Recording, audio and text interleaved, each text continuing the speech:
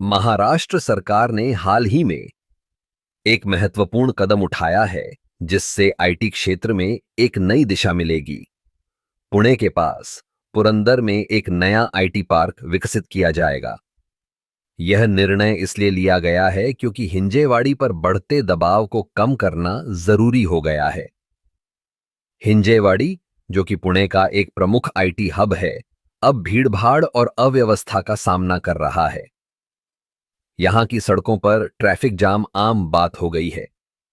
ऐसे में पुरंदर में नए आईटी पार्क का निर्माण न केवल आईटी कंपनियों के लिए एक नया स्थान उपलब्ध कराएगा, बल्कि यह स्थानीय अर्थव्यवस्था को भी मजबूती देगा।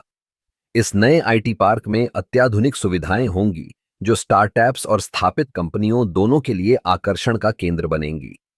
यह पार्क न केवल कामकाजी वातावरण को बेहतर बनाएगा, बल्कि यहां के युवाओं के लिए रोजगार के नए अवसर भी खोलेगा। सरकार का यह कदम न केवल आईटी क्षेत्र को बढ़ावा देगा, बल्कि यह पुणे के आसपास के क्षेत्रों में भी विकास की नई लहर लाएगा। पुरंदर का चयन इस बात का संकेत है कि सरकार अब विकास के लिए नए क्षेत्रों की खोज कर रही है। इस पार्क के निर्माण से न केवल आईटी कंपनियों को लाभ होगा, बल्कि इससे स्थानीय व्यवसायों को भी बढ़ावा मिलेगा। जब आईटी कंपनियां यहां स्थापित होंगी, तो इससे आसपास के कैफे, रेस्टोरेंट और अन्य सेवाओं को भी बढ़ावा मिलेगा। इसके अलावा इस पार्क के निर्माण में स्थानीय लोगों को भी शामिल किया जाएगा। इससे न केवल स्थानीय लोगों को रोजगार मिलेगा, बल्कि वे भी इस विकास का हिस्सा बनेंगे।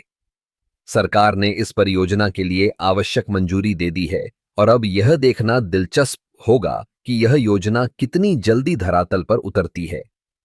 पुरंदर में आईटी पार्क का निर्माण न केवल एक नई शुरुआत है, बल्कि यह एक नई उम्मीद भी है। आखिरकार, जब हम बात करते हैं विकास की, तो यह जरूरी है कि हम सभी क्षेत्रों को ध्यान में रखें। पुरंदर का आईटी पार्क इस दिशा में एक महत्वपूर्ण कदम है।